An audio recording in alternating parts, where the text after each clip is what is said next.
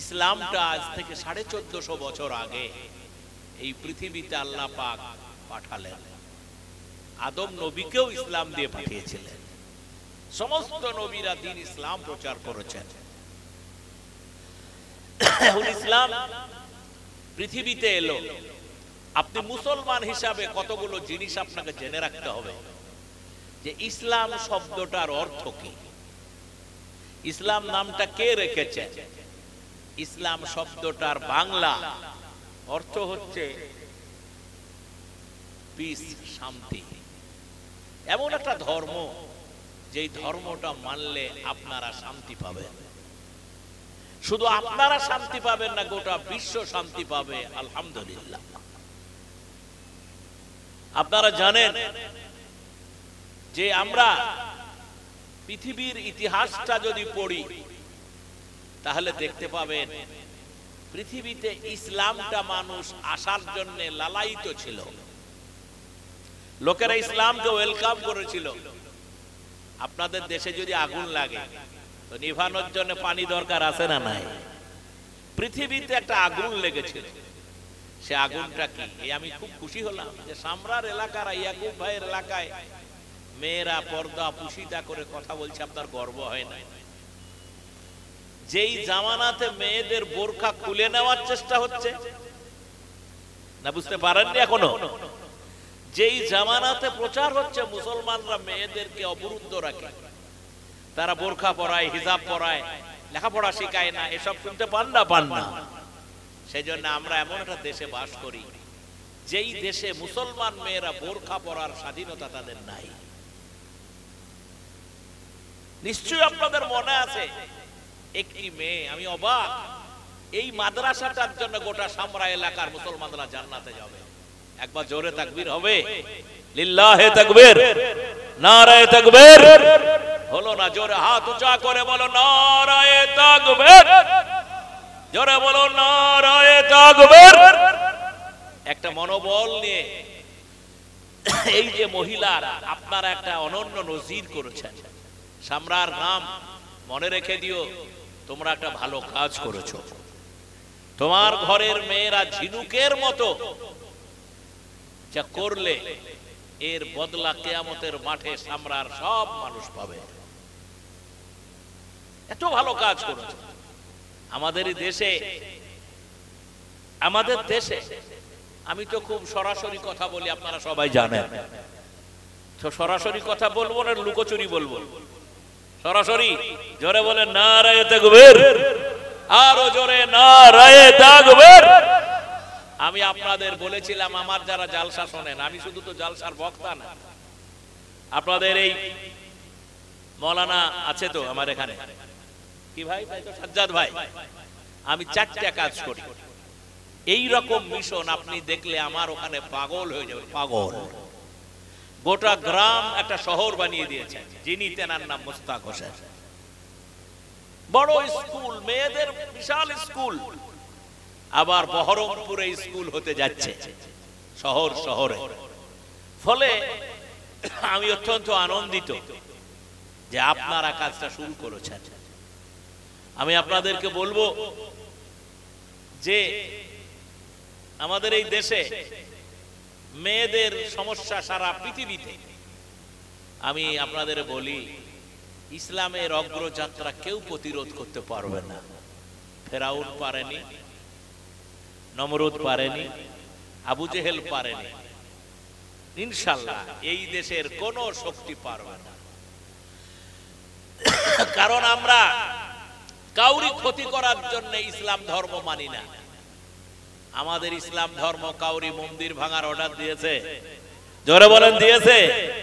কোন হিন্দু বাড়ি পুড়িয়ে দেওয়ার অধিকার আমাদের ধর্মে আছে? নাই। কোন দেব দেবতাকে গালি দেওয়ার অধিকার আমাদের আছে? আপনি কোরআন পড়লে পাবেন। ইসলাম এই সৌজন্যতা আমাদের দিয়েছে।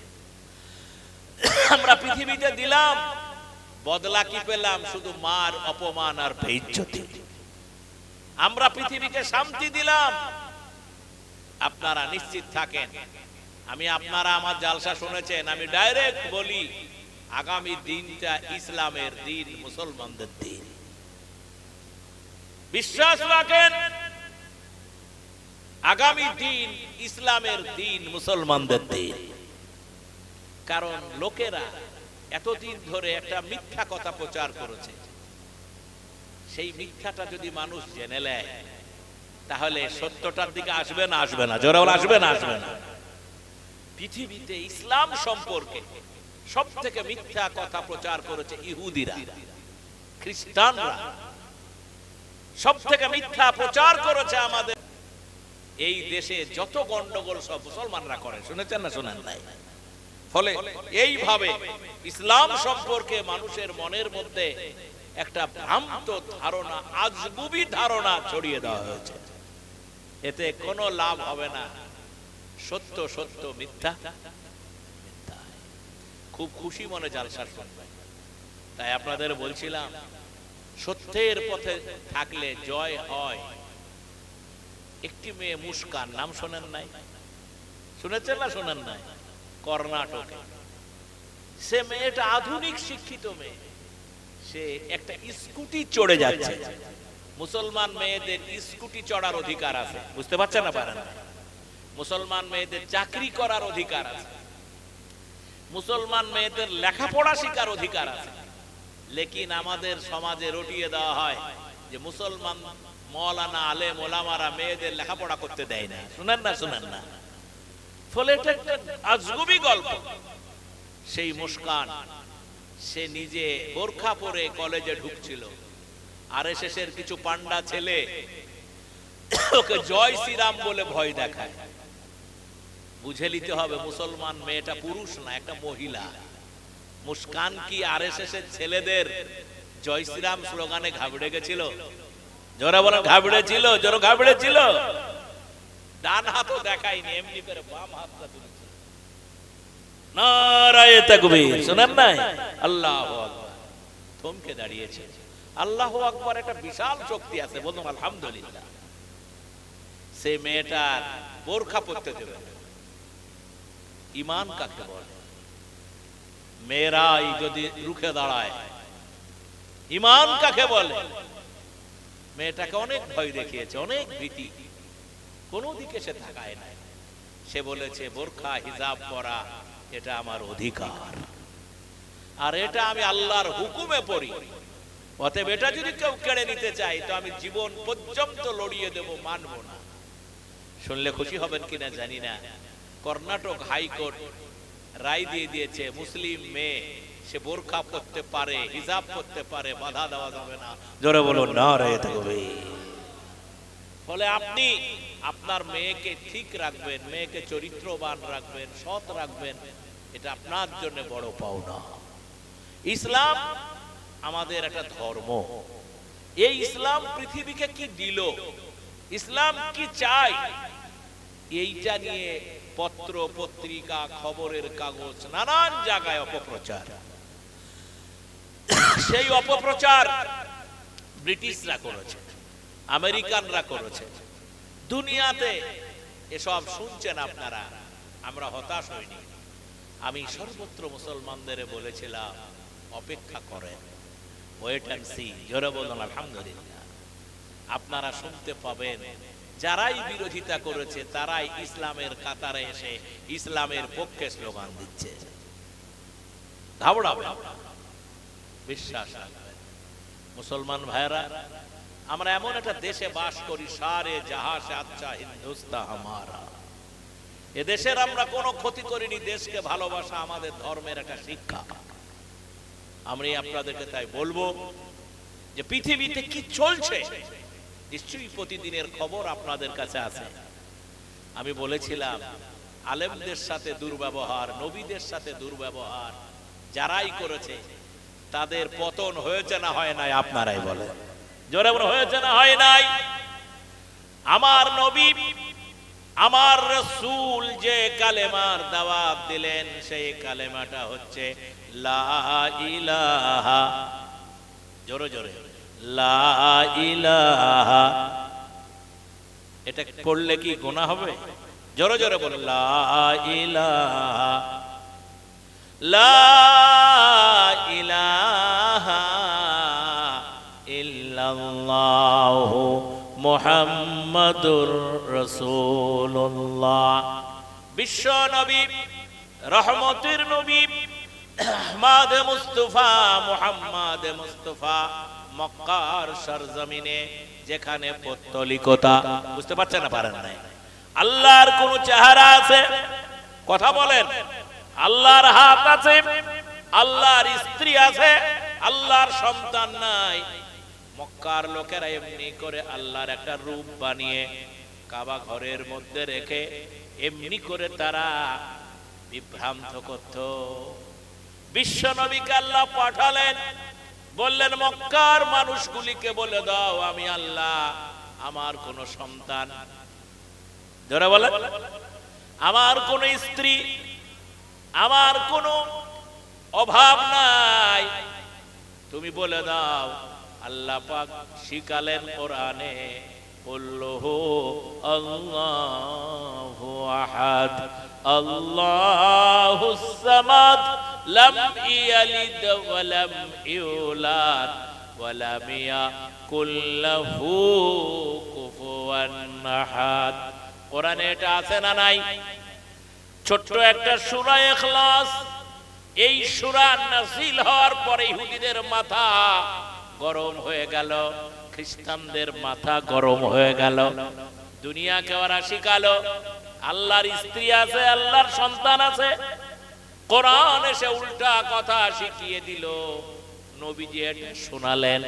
সেজন্য কোরআনের উপরে ইহুদি খ্রিস্টানদের রাগ হলো, নবী মুহাম্মদ মুস্তাফা আহমদ মুস্তাফা সাল্লাল্লাহু আলাইহি ওয়াসাল্লামের রাগ হলো। আমাদেরকে কেউ যদি বলে আল্লাহর সন্তান আছে, আমরা কি মানতে রাজি আছি? জোরে রাজি আছি। আমাকে কেউ যদি বলে আল্লাহর রূপ আছে, আমরা কি মানতে রাজি আছি? আল্লাহর অভাব আছে, দান সাদকা করো, আল্লাহর কি অভাব আছে? আমরা মানতে রাজি আছি। আল্লাহ সম্পর্কে পৃথিবীতে ইহুদি খ্রিস্টানরা একটা বিভ্রান্তমূলক ধারণা প্রচার করলেন। আল্লাহ নিজে তার কোরআনে জবাব দিয়ে নবী মুহাম্মদকে নামালে। নবী কি আবু জেহেলদের কাছে যখন এই দাওয়াত দিলেন, ইহুদি খ্রিস্টানদের কাছে দাওয়াতটা দিলেন, তখন তারা নবী সাহেবকে অপমান করে, রাসূলকে অপমান করে, বেইজ্জতি করে তারা নানান অত্যাচার করলো রাসূলের উপরে। রাসূল কি সেই অত্যাচারের ভয়ে ঘাবড়ে গেল? জোরে বল, ঘাবড়ে গেল? কেউ ঘাবড়িয়েছিল? নবী ঘাবড়েছিলেন? আল্লাহ পাক বলেন, হে রাসূল তুমি বলে দাও মুসলমান আমার বান্দাদেরকে, তাদেরকে কেটে কেটে যদি টুকরা টুকরা করে দেওয়া হয়, তবুও তারা যেন আল্লাহর সাথে শরীক না করে।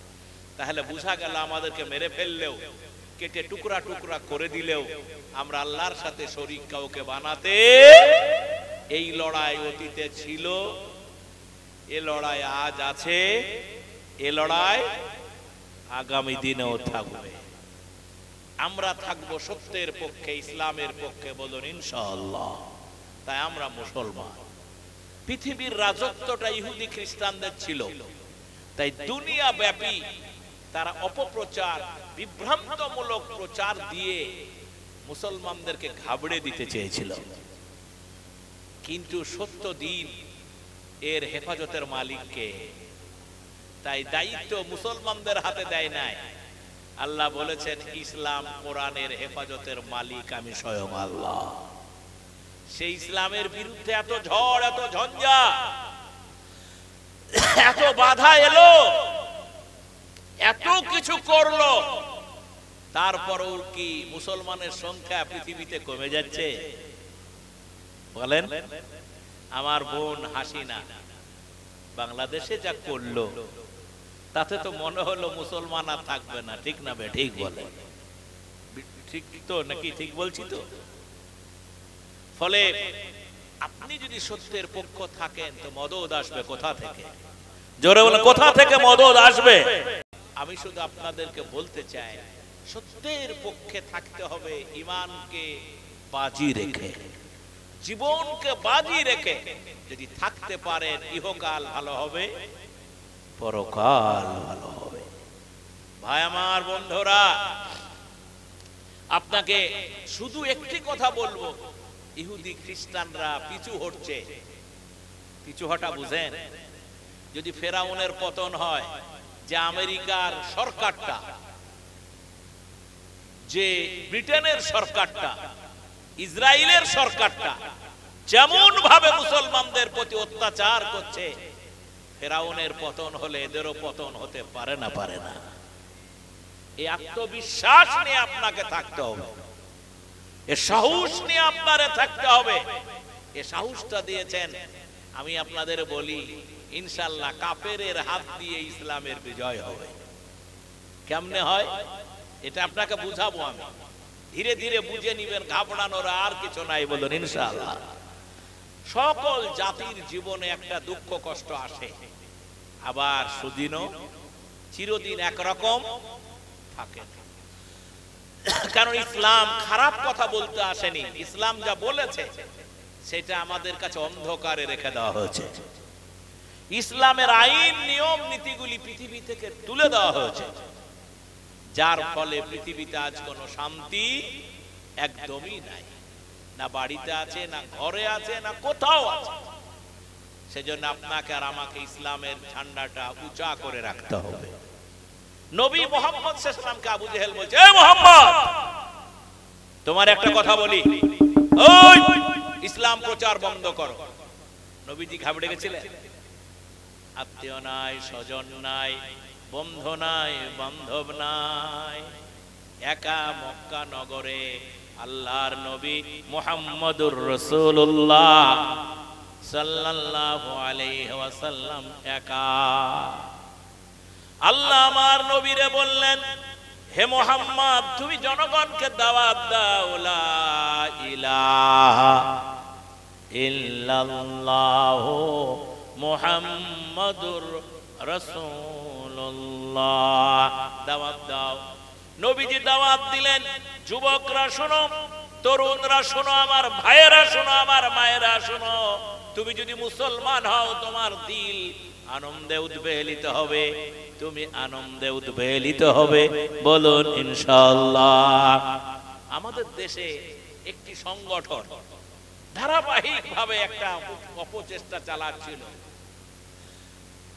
সেই অপচেষ্টা চালাতে চালাতে তারা নিজেরাই ক্লান্ত হয়েছে। একটা একটা করে বলবো, বলুন ইনশাআল্লাহ। কিছু করতে হবে না, শুধু মনে মনে জপবেন, লা ইলাহা ইল্লা আনতা সুবহানাকা ইন্নী কুনতু মিনাজ জালিমিন।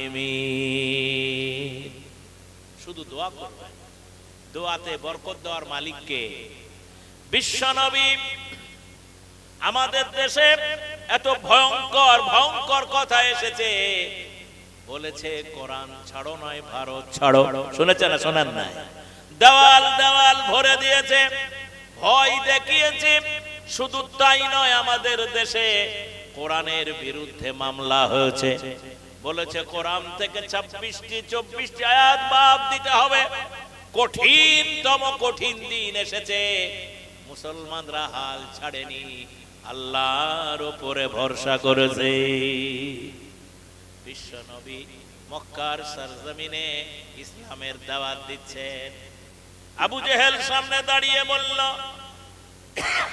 ও মুহাম্মদ, তোমারে নিষেধ করলাম ইসলাম প্রচার করো না, তারপরও করো। এখন যদি তোমারে মেরে ফেলি, তোমার আল্লাহ কি তোমারে রক্ষা করবে? শুনেছেন মিথ্যা বলছে কি? জোরে বলেন, মিথ্যা বলছি কি? মেরে ফেলবো। আপনি বিশ্বাস করেন, মারতে মারতে কাফেররাও একদিন ক্লান্ত হয়ে যাবে। আমাদের হযরতে বেলালকে মারতে মারতে উমাইয়া ক্লান্ত হয়েছিল না? হয় না? যারা বলেন আমরা সবুর করব, বলুন ইনশাআল্লাহ। আমরা মারের বদলে মার দিতে চাই না, আমরা রক্তের বদলে রক্ত চাই না। নবী মুহাম্মদ সাল্লাল্লাহু আলাইহি ওয়াসাল্লামকে আবু জেহেল বললেন, ইসলাম প্রচার বন্ধ করো। নবীজি বললেন, চাচা গো, এই ইসলাম আমার না, এই ইসলামের মালিক হচ্ছে স্বয়ং আমার আল্লাহ।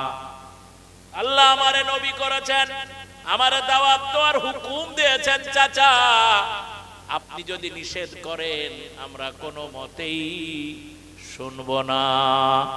সেজন্য আবু জেহেল আমার নবীকে মেরেছে, জানেন? ঠিক না ঠিক বলছি? পাথর ছুঁড়ে মেরেছে, চরমতম লাঞ্ছনা করেছে। নবীর গা দিয়ে রক্ত বার হয়ে গেছে, শরীর দিয়ে রক্ত বার হয়ে গেছে, কপাল ফেটে গেছে। বিশ্ব নবী কপালে এমনি করে হাত দিয়েছেন। আবু জেহেল বলেছেন, মুহাম্মদ, এটা তো প্রথম মুহাম্মদ, তুমি যদি এরপরও ইসলাম প্রচার করো, এরপরেও যদি ইসলাম প্রচার করো, আমি তোমাকে একবারে জীবনে মেরে ফেলবো। নবীজি বলেছিলেন আর করব না, বলেছিলেন, জোরে বলেন, বলেছিলেন। আমাদেরকে এই ভারতে, আমাদের দেশ, আমরা সবাই মিলে, এদেশের একটা সংবিধান আছে, ধর্ম নিরপেক্ষ সংবিধান। সব তোয়াক্কা না করে অনেক রকমের কায়দা কৌশল আপনারা দেখেছেন, মিথ্যা অপবাদ দেখেছেন, ঘাবড়াবেন না। বিশ্ব নবী বললেন, না না না, হবে না।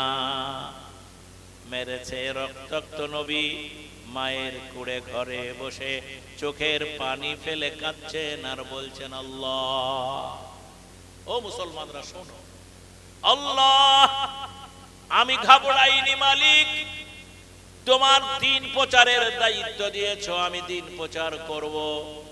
শুনে রাখুন আমার বন্ধু, আমার ভাইরা, আমার নবী বললেন, আল্লাহ, আমার কোনো অভাব নাই, আমার কোনো ভয় নাই।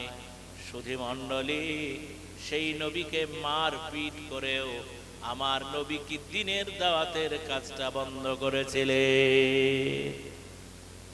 মুসলমান ভাইয়েরা, আমার আল্লাহর বান্দারা, আমি আপনাদের কাছে শোনাতে চাই, বলতে চাই, নবী রক্তাক্ত আমির হামজা শুনে তিনি বদলা নিতে গেলেন। আবু জেহেলকে আক্রমণ করে নবীর কাছে এলেন, বললেন, মুহাম্মদ, ঘাবড়ায়ো না, আমি তোমার সাথে আছি, ইসলামের দাওয়াতের কাজ করবা, ভয়ের কোনো কারণ নাই। আমি আবু জেহেলকে তোমার বদলা দিয়ে অমনি করে পিটিয়ে এসেছি, রক্তাক্ত করে দিয়েছি, চিন্তা করো না, আমি আমির হামজা তোমার সাথে আছি।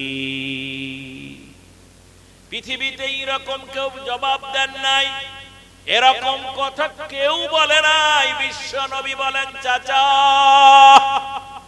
ও আমার চাচা, আপনাদের কাছে আমি মানুষ হলাম, আমি মারের বদলে মার চাই না। বলুন সুবহানাল্লাহ। আমি রক্তের বদলে রক্ত চাই না, আমি মারের বদলে মার চাই না। আমি আল্লাহর জাহান্নাম দেখেছি, জান্নাত দেখেছি। আমার দেশের মানুষের কাছে জান্নাত জাহান্নামের কথা বললাম। আপনার যদি দিলে আমার প্রতি মায়া থাকে, আমি সব ব্যথা ভুলে যাব যদি আপনি আমার মাথায় হাত দিয়ে পড়েন, লা ইলাহা ইল্লাল্লাহু মুহাম্মাদুর রাসূলুল্লাহ। আমির হামজা অবাক হয়ে দেখেছিলেন, এই সেই ছেলে, মারের বদলে মার চাই না, রক্তের বদলে রক্ত চাই না। এই সোনার ছেলে নিশ্চয়ই ভুল পথে নাই। কোরআনের আলোয় আলোকিত হয়ে আমির হামজা পড়লেন, লা ইলাহা ইল্লাল্লাহু মুহাম্মাদুর রাসূলুল্লাহ। অতএব আমি যা বলতে চাইলাম যে ইসলাম প্রচার করতে গিয়ে বাধা আসবে, বিপদ আসবে, সেই বিপদের সামনে ঘাবড়িয়ে গিয়ে কাফেরের কাছে মাথা নোয়ানো যাবে না। এই ঈমান শক্ত করে রাখবেন, বলুন ইনশাআল্লাহ। শক্ত করে রাখবেন। আমরা আল্লাহর প্রতি, আমরা রাষ্ট্র ক্ষমতা দল মতে সব বুঝি না, আমাদের ঈমানটাকে রক্ষা করতে হবে। অতএব আজকে আপনাদের কাছে যা বলতে চাইছিলাম তার মুদ্রা কথা হচ্ছে যে ইসলাম নিয়ে আমরা বাঁচবো, ইসলাম নিয়ে আমরা মরবো, ইসলাম নিয়ে আমরা থাকবো। এই কাজটা করতে গিয়ে যারা বাধা দিল তারা সফল হয়েছে না ব্যর্থ হয়েছে, এটা আমার মূল আলোচনা। মুসলমান ভাইরা, এই এলাকার সামরার মুসলিম ভাইরা, আপনাদের কাছে আমার বিনীত অনুরোধ, অন্য আপনাদের উপস্থিতি দেখে আমি কথাগুলো বলছি। আমরা বহু দূরে যাব না। আমার প্রিয় জন্মভূমি আমার ভারত।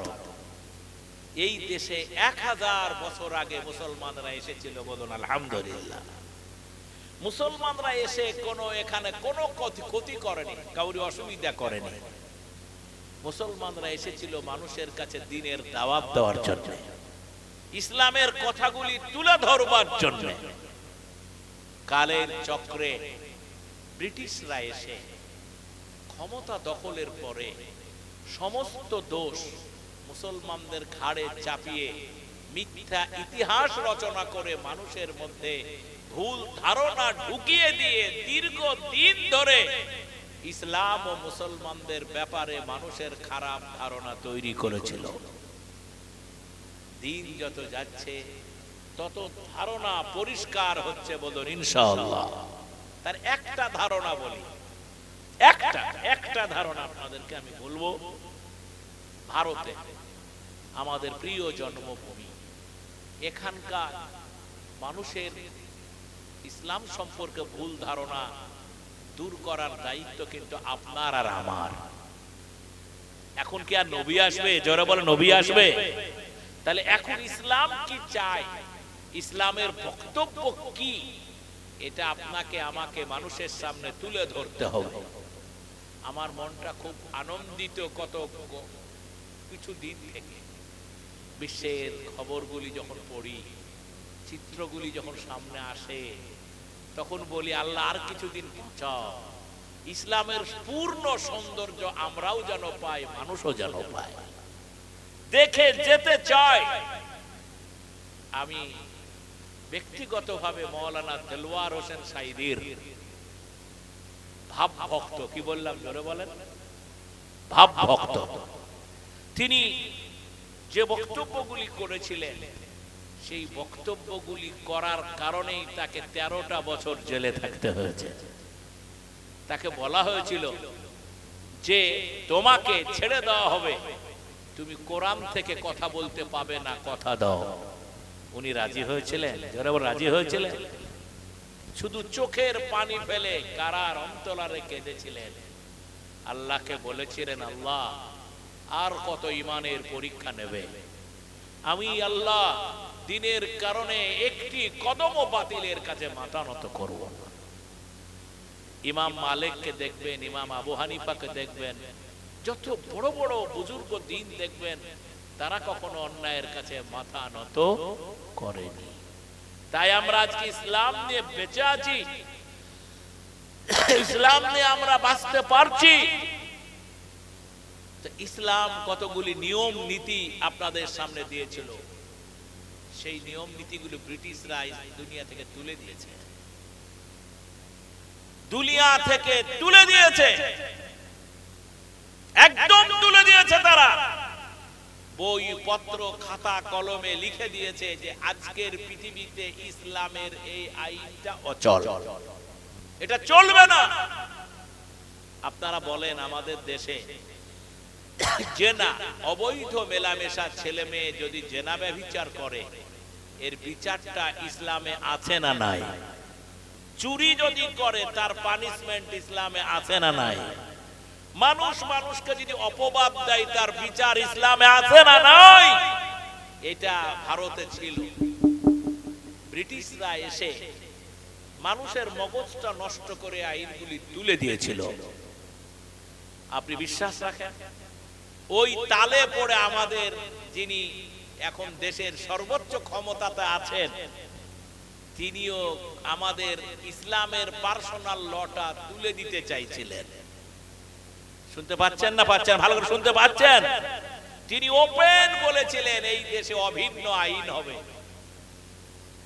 কোরআনের কোনো আইন থাকবে না। কি আল্লাহর ইচ্ছা এখনো আছে, জোরে বলুন আলহামদুলিল্লাহ। হেফাজতের মালিককে তিনি চিৎকার করে বলেছিলেন। আমি তাই আপনাদের শোনাতে চাই, ব্রিটিশরা সব আইনগুলি তুলে দিয়েছিলেন। কি যে একটা কপাল, কি যে একটা কপাল।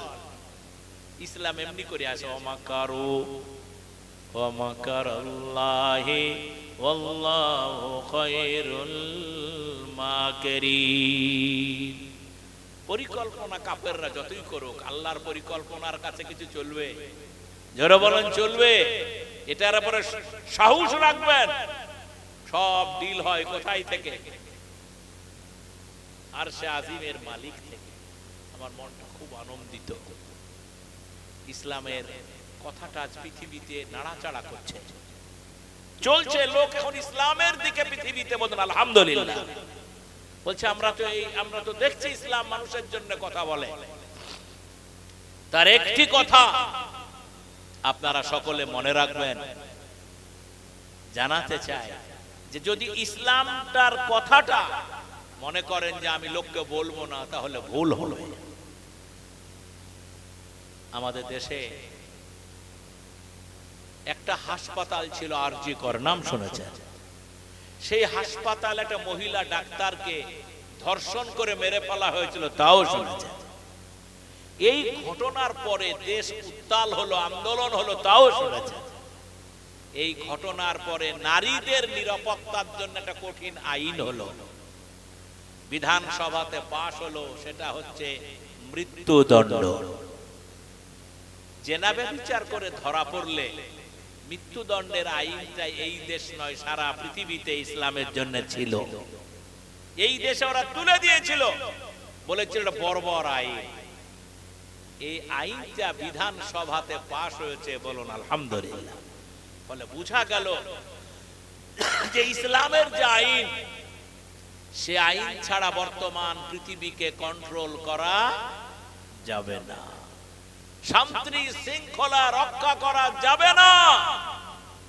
আমি আপনাদের শোনাতে চাই, পৃথিবীতে যুবকরা আছেন, আপনারা আছেন, আমরা এই আইডিওলজি মানুষকে দিতে চাই, এ কথা বুঝাতে চাই যে আজকে মৃত্যুদণ্ড বিধানসভায় পাশ হলো, সারা ভারতেও একদিনে আইন কার্যকরী হবে ইনশাআল্লাহ। ইনশাআল্লাহ। কোরআনে আইনটা আছে না নাই? জোরে বলা আছে না নাই?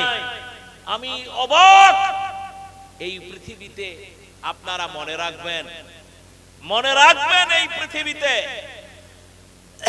একটি নবীর নাম ছিল ইউসুফ নবী। নাম শুনেছেন না শোনেন নাই? আল্লাহ তারে রূপ দিয়েছিলেন, যৌবন দিয়েছিলেন। একটি মহিলার নাম জুলাইখা, তাও আপনাদের জানা আছে। এই দুজনের ক্যারেক্টার কোরআনে লেখা আছে। কোরআন মানুষকে, যুবকদেরকে জানিয়ে দিয়েছে কেমন করে তোমার জীবনটা চালাতে হবে। এখান থেকে আমাদের শিক্ষা নিতে হবে। আজকে যুবকরা, যুবতী মেয়েরা পথভ্রষ্ট হওয়ার কারণে নানান সমস্যা। এই সমস্যা কন্ট্রোল করার জন্য ইসলাম একটা আইন দিয়েছিল। সে আইনটা ব্রিটিশরা তুলে দিয়েছিল ইসলাম বর্বর বলে। আজকের প্রেক্ষাপটে মনে হচ্ছে আইনটা বাস্তব, এটা দরকার। তাই আলেমরা পাশ করেনি, এখানকার এমএলএ রায় পাশ করেছে, বলুন আলহামদুলিল্লাহ। আমি আজকে বলবো খুবই বেদনার সাথে যে আগামী দিন পৃথিবী আপনাদের দিকে তাকিয়ে আছে। এর আগে আমেরিকা যখন লাদেন প্রসঙ্গ ছিল, মনে আছে আপনাদের? মনে আছে? ভুলে গেলে হবে। লাদেনের সময়ে মুসলমান আলেমদেরকে জব্দ করে পৃথিবী বিখ্যাত 372 জন আলেমকে অ্যারেস্ট করেছিলেন। আপনি বলেন, একটা আলেম সুদের বিরুদ্ধে কথা বলবে না? বলবে না।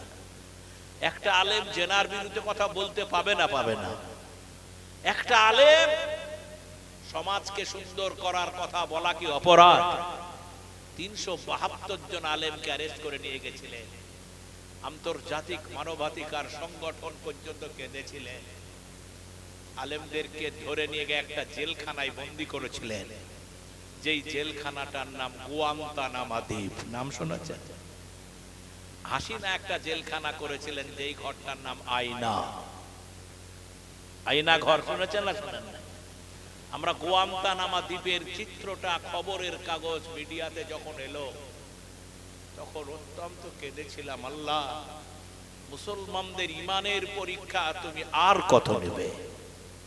সমস্ত আলেমদের পূর্ণ উলঙ্গ করে, আলেমদের উলঙ্গ করে, পূর্ণ আলেমদের সব আলেমগুলোকে উলঙ্গ করেছিলেন। আর কোরআন শরীফকে সামনে রেখে আলেমদেরকে বলেছিলেন, তোমরা এই কোরআনের উপরে পায়খানা ফিরো। এটা কঠিন পরীক্ষা না দুর্বল পরীক্ষা? যারা বলে কঠিন পরীক্ষা না দুর্বল পরীক্ষা? একটা জাহেল মুসলমান, বেনামাজি মুসলমান, যার ঈমান আমান কম, তাকেও যদি বলা হয় তুমি কোরআনের উপরে পায়খানা ফিরো, তাহলে ওই জাহেল মুসলমানটাও কি রাজি হবে? সুধী মণ্ডলী, আলেমদের কেমনি করে যখন কোরআনের উপরে পায়খানা ফিরতে বলে, আলেমরা কেঁদে বলেছিলেন, আমাদেরকে যত পারো কষ্ট দেন, যত পারো অপমান করে মেরে ফেলেন, আপত্তি নাই, কিন্তু আমরা মুসলমান আলেম হয়ে কোরআনে পায়খানা ফিরবো। এটা মরে যাব, ফাঁসি হবে, রাজি আছি, কিন্তু এরপরে মানতে রাজি নাই। আলেমগুলোকে ন্যাংটা করে একটা আলেমের প্রতি আর একটা আলেমকে শুইয়ে দিল, কোরআনে পায়খানা ফিরতে বলল। শুধু তাই নয়, তারা এমন এমন প্রস্তাব দিল, আলেমরা খেতে চাইলে পায়খানাকে শুকিয়ে মুড়ির সাথে মিশিয়ে খেতে দিল। শুনেছেন না শুনেন না? আলেমরা তারপরও ঘাবড়ায় না। দুনিয়ার সমস্ত জায়গায় খবর চলে গেল, ইনকোয়ারি হলো, তদন্ত হলো, প্রমাণ হয়ে গেল। সেই সময় গুয়ান্তানামো দ্বীপের আলেমরা বলেছিলেন, আমরা মরে যাব, আমরা শেষ হয়ে যাব, কিন্তু কোরআনের সাথে বেঈমানি অপমানজনক কাজ আমরা করব না। শুনেছেন না শুনেন না? গুয়ান্তানামো দ্বীপ, তারা কোনো মতে রাজি হন নাই। সম্মানিত ভাইয়েরা, সে আমেরিকার প্রতি আমাদের কোনো আক্ষেপ নাই, কিন্তু যার কোরআনকে অপমান করলেন সে আল্লাহর আক্ষেপ। জোরে বলেন আছে না নাই? জোরে বলেন আছে না নাই? আজ আমেরিকা জ্বলে, আগুনের স্ফুলিঙ্গ, ক্ষমতার মালিক। আমি বলতে চাই, আগুন কি নিভে? জোরে বলেন নিভে? আমার আল্লাহ বলেন, আমি ফেরাউনের ছাড়ি নাই, ওরে বান্দা, আমি নমরুদের ছাড়ি নাই, আমি আবু জেহেলকে ছাড়ি নাই। ও দুনিয়ার মানুষেরা দেখে নাও, আমি আমেরিকাও প্রয়োজনে ছাড়ব না। সুধী মণ্ডলী, বড় মন খারাপ করে, দুঃখ ভারাক্রান্ত হৃদয় নিয়ে বলি, একজন মুসলমান আবু হানিফার জীবনী যখন পড়েছি, ইমাম মালিকের জীবন যখন পড়েছি, মন খারাপ হয়ে যায়। একজন মুসলমান কেমনে বাংলার আলেমদেরকে ন্যাংটা করে, বুঝতে পেরেছেন না? পারেন না নিশ্চয়ই, টিউবে দেখেছেন, আলেমগুলোকে ন্যাংটা করেছে কোরআনের কথা বলার জন্যে। আমি শুধু একদিন দেখেছিলাম, মৌলানা দেলওয়ার হোসেন সাইদি কারার অন্তরালে জেলখানায় বসে যখন হাত তুলে বলেছিলেন, মালিক, ওগো আমার আল্লাহ, আমার জীবনের একটা আরমান, আমি বেঁচে থাকি আর না থাকি, একটিবার আমি জেল থেকে বার হয়ে মানুষের কাছে কোরআনের কথা বলতে চাই। সুধী মণ্ডলী, এ পরীক্ষা অতীতে ছিল, আজ আছে আর আগামী দিন থাকবে। এই পৃথিবীর সমস্ত রাষ্ট্রের দিকে তাকাবেন, বিশ্ব নবীর জীবনের দিকে তাকাবেন, সাহাবীদের জীবনের দিকে তাকাবেন, তাকিয়ে দেখবেন ঈমান কখনো মুসলমানরা বিক্রি করে নাই। বিক্রি করেছে যেন করেছে, কখনো বিক্রি করে নাই, তার ফল মুসলমানরা পেয়েছে। আমি আপনাদেরকে বলবো, আমাদের দায়িত্ব, আমাদের কর্তব্য মানুষের কাছে ইসলাম পৌঁছে দেওয়া, ইসলামের কথাগুলি বলা। আমি একটি কথা বলতে চাই, ভারতে আমাদের সুদিন আসছে বলুন ইনশাআল্লাহ। সুদিন মানে কি? সুদিন মানে কি? আমাদের দেশে আরএসএস এর মূল টার্গেট ছিল এই দেশে কোনো মসজিদ রাখবে না, কোনো মাদ্রাসা রাখবে না, ইসলামী শিক্ষা রাখবে না। তো ইসলামী শিক্ষা যদি না রাখে তাহলে মুসলমান আপনা আপনি তৈরি কি জোরে বলে হবে না। কারখানা বন্ধ হয়ে গেলে তো সব বন্ধ হয়ে যাবে। সেজন্য আমি আপনাদের আনন্দের সাথে বলছি, আরএসএস এর সমস্ত পরিকল্পনাগুলি ভেঙে যাচ্ছে। জোরে বলুন আলহামদুলিল্লাহ। বাড়াবাড়ি করলে এরকমই হয়। আপনারা জানেন খাজা মাইনুদ্দিন চিশতি রহমতুল্লাহর নাম শুনেছেন না? শোনেন। এতদিন লোকেরা বুঝতে পারলো যে বাবরি মসজিদটা না হয় রাম মন্দির ছিল, ভালো না বুঝতে পারেছে না? পারেন না তো সবই ছিল। তো খাজা আজমিরি রহমতুল্লাহ যাকে বলে মঈনুদ্দিন, তার আজমির শরীফের এই দরগার নিচেও মন্দির আছে। এটা হিন্দু ভাইয়েরা অবিশ্বাস জোরে বলে করেন। আমাদের উত্তর প্রদেশের একটা মুখ্যমন্ত্রী আছে, ওর স্বপ্ন হচ্ছে ইসলামকে নিভিয়ে দেওয়া, মাদ্রাসা নিভিয়ে দেওয়া। আমি চ্যালেঞ্জ করলাম, যাকাত ফেরাউন পড়েনি, নমরুদ পড়েনি, আবু জাহেল পড়েনি, আপনিও পড়বেন না ইনশাআল্লাহ। জোরে বলুন নারে তাকবীর। ইনশাআল্লাহ পড়বেন না। একটি মসজিদ সম্বলপুর, নাম শুনেছেন আপনারা? হাইয়া আলাস সালাহ, হাইয়া আলাস সালাহ।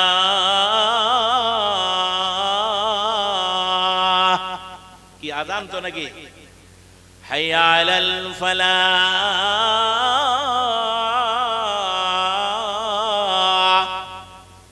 হাইয়া আলাল ফালাহ।